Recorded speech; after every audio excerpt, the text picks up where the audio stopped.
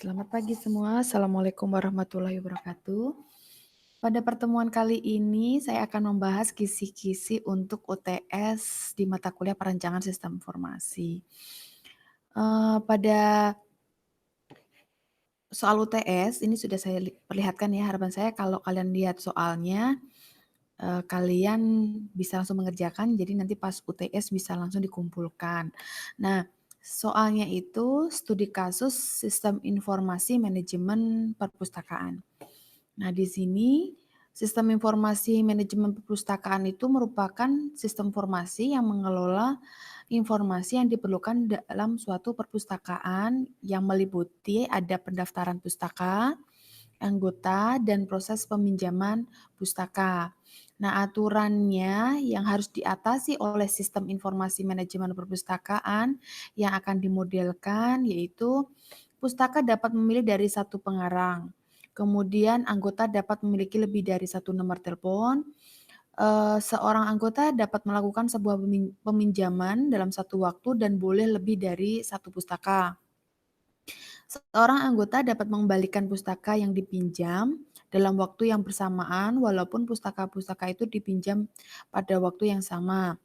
Pengunjung yang bukan anggota tidak boleh meminjam pustaka. Proses pendaftaran pustaka, anggota, dan peminjaman dilakukan oleh petugas perpustakaan. Anggota dan pengunjung dapat melakukan pencarian pustaka dan satu pustaka akan disimpan sebagai satu data dengan ID yang unik. Ini aturannya. Nah, soalnya yang pertama itu adalah Anda diminta untuk membuat use case dan activity diagram. Nah, dari kasus tadi ya, studi kasus yang diuraikan di atas ini disusun fungsi-fungsi, ini fungsi-fungsinya sudah saya definisikan. Jadi manajemen perpustakaan itu harus dapat satu memvalidasi petugas melalui login dan logout. Kemudian mengolah data pustaka, meliputi memasukkan data, mengubah data, menghapus data, mencari data, dan melihat data. Kemudian mengelola anggota, berarti memasukkan data, menghapus data, mencari data, melihat data. Dan mengelola data peminjaman, meliputi memasukkan data peminjaman, mengubah data peminjaman, mencari data peminjaman, dan melihat data peminjaman. Yang terakhir, memiliki fitur mengelola data petugas.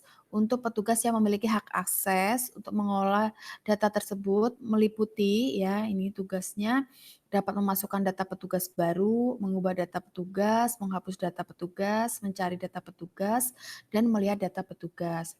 Nah, dari fitur ini kalian susun use case-nya seperti apa, kemudian activity diagram. Ingat use case itu ada use case generalnya gimana, kemudian setiap dari use case general itu didetailkan menjadi use case detailnya satu persatu supaya mudah. Nah, dari use case nanti yang detail-detail itu, ini kan ada fitur-fitur ini, nanti disusun tuh activity diagramnya bagaimana, activity dari diagram dari memasukkan data pustaka seperti apa, mengubah seperti apa. Nah, ini soal untuk yang pertama. Soal yang kedua, itu membuat kelas diagram. Nah, ini sudah saya definisikan entitasnya yaitu ada pustaka, kemudian anggota, kemudian peminjaman dan petugas. Nah, di pustaka itu ada ID, judul, jenis, penerbit, tahun, dan pengarang. Di anggota itu ID, nama, alamat, email, telepon. Di peminjaman ada tanggal peminjaman, tanggal kembali, kemudian di petugas itu ada username, password, nama, nomor petugas, dan hak akses. Nah, kemudian juga saya definisikan juga terkait relasinya. Ini ada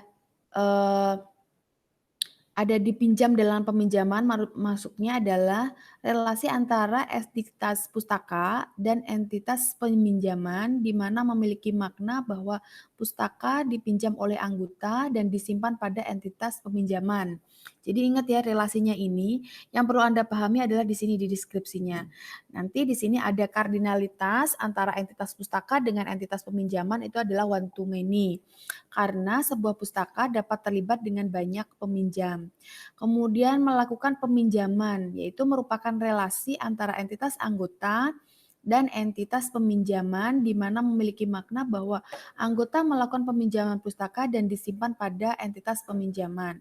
Nah, kardinalitas antara entitas anggota dan entitas peminjaman adalah one to many karena seorang anggota dapat terlibat dengan banyak peminjaman pustaka.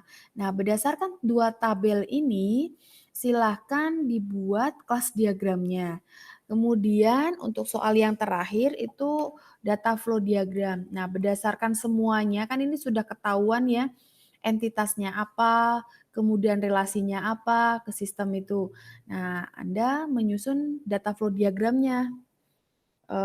Data flow diagram itu adalah alirannya yang dimana nanti Anda definisikan kira-kira ada form apa yang masuk ke sistem di inputnya, ada dari sistem itu keluar apa, seperti itu. Jadi dari soal UTS ini Anda diminta satu untuk membuat use case dan activity diagram, kemudian yang kedua membuat class diagram, dan yang ketiga adalah membuat data flow diagram. Nanti ini dikerjakan ya. Jawaban dari UTS itu adalah satu, link video record pengerjaannya yang pertama, yang kedua adalah hasil gambarnya ini. Jadi nanti ada dua. Kalau Anda mengumpulkan cuma satu berarti nilainya 50%.